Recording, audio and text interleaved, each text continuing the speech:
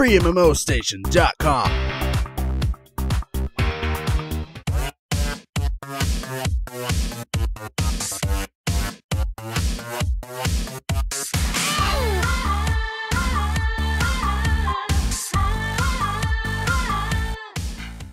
It's that time of the year again.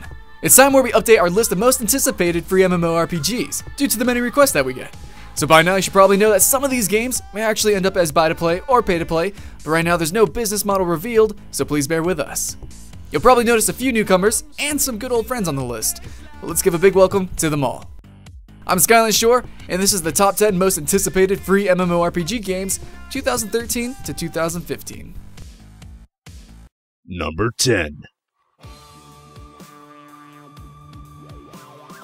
Yes, we're still expecting Phantasy Star Online 2 in the West. And sure, we're pretty disappointed at the lack of news and the likelihood that Sega might just cancel the release altogether. But it's not over until the fat anime lady sings. Even if this Japanese sci-fi epic is far from groundbreaking and there are some complaints about the weight of payments to properly enjoy the game, it is still fun. Combat is fast-paced and it should appeal to plenty of players out there. But it's either 2014 or we're taking it out of the equation entirely, sadly. Number 9. A new Lineage is always something to keep an eye out for, and even more when NCSoft is going the Diablo way on Lineage Eternal Twilight Resistance. This means an online action RPG that happens to look really good and offers massive scale battles, and mouse gestures to perform special skills, and some awesome bosses. We're also promised a camera that places itself in the best view in all situations, though this is something that we're going to have to see to actually believe. This is going to come out in 2015 most likely, and we're only talking about Korea then. Number 8. We've covered this one before, so you are probably still wondering why it's called a Mabinogi, but looks like Vindictus. Then you're probably not aware that Vindictus is originally called Mabinogi Heroes. Now, we are not too sure about calling Mabinogi 2 Arena a sequel or spin-off to Vindictus, but we do know a bit about the gameplay. Combat is akin to a fighting game with moves such as countering, blocking, grabbing, throwing enemies, and even slapping. The idea is to make the game more skill-based and less button spammy.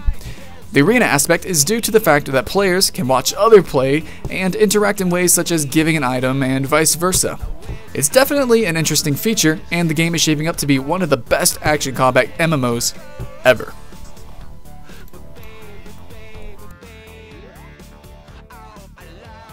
Number 7. ArcheAge is part of a group of Asian MMOs that seem to be unsure about showing up in the West, even if TRION Worlds is supposedly working on it for quite some time. Despite an underwhelming Korean performance, ArcheAge is still one of the most ambitious sandbox MMO games ever created. One time you could be tending to your farm animals, and then the next you're in the high sea battling other players while a kraken is waiting to destroy your boats. There's really just so much you can do and explore in this game that it possibly could have scared away some players that normally like roller coasters or would be taken by the hand in games. As for us though, we love the freedom that it offers, we can't wait for it to come if it ever does. Number 6. Alright, let's give this some thought. The Monster Hunter series is hugely popular in Japan and has a very, very loyal following in the United States. And yet Capcom decided to develop the second Monster Hunter Online exclusively for China. Go figure, right? Anyway, we still have some admittedly very thin hope of seeing this game in our shores. We're most likely stuck to watching Chinese players going at these amazing CryEngine 3 powered creatures on YouTube, but hey, by now we should all know how life is unfair. Number 5. Apparently now Wiz decided to pause development on Ein Epicus Incognitus to focus on Bless. But judging by the potential of both games, they had a tough decision to make, but apparently they chose wisely. Bless isn't about revolutionizing the genre. It's about delivering a grand epic with an amazing world that is bound to make many jaws drop. The game has a nice Final Fantasy feel to it, cinematic presentation, and 10 races with personal stories and motivations. Oh yeah, and it has Thundercats, so there's that. Number 4. If the anime style was something that you loved in Dragon's Nest, then let me break the news to you. You've been screwed. Yeah, Nexon decided to abandon the colorful visuals and go for a more grounded, realistic, Vindictus look. But to be honest, we are okay with that too, especially since they're going to open the world way up. As for the rest, we're told it will be easier to control and more intuitive. We can't wait to see the first footage on this one. Number 3. So Blade and Soul, it's one of those games that could probably bring in a lot of cash to NCSoft, and yet they haven't announced anything for the entire year as far as the North American and European versions are concerned. Which concerns us. It makes us wonder if the English versions will in fact be released in 2014, as it was mentioned in one of the interviews.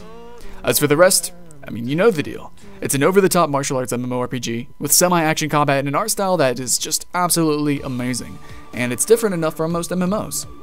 It also features one of the best character creation systems ever seen. Number 2.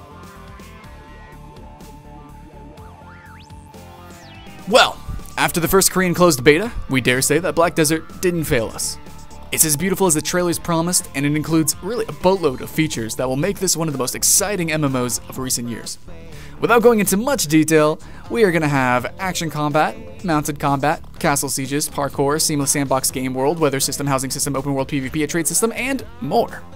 Hopefully, Pearl Abyss will begin looking for a Western publisher in the first quarter of 2014. And number 1.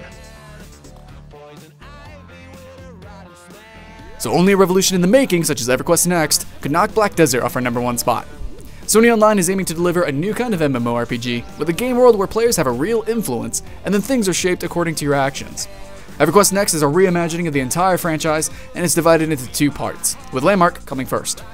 In Landmark, players will be able to make objects and buildings that may be featured in EverQuest Next, the actual MMO, but you are also able to explore this world and other players' creations.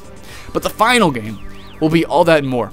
There's the promise of full destructibility, and the idea of an MMO world in permanent change is breathtaking. Then there's a class system with more than 40 classes to mix, and an artificial intelligence that is said to react based on the motivations of an NPC. Combat is still a bit of a mystery, but at this point we could say that it's a mix of tab targeting and action combat. And while some may be against it, we just love the art style, which tries to be a bit cartoony and realistic at the same time. EverQuest Next has to be it is the most promising free-to-play MMORPG of the last decade.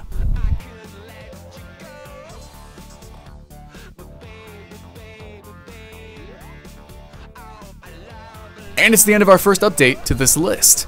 We hope we managed to give you some insight into these games, and better still, to have introduced you to some of them.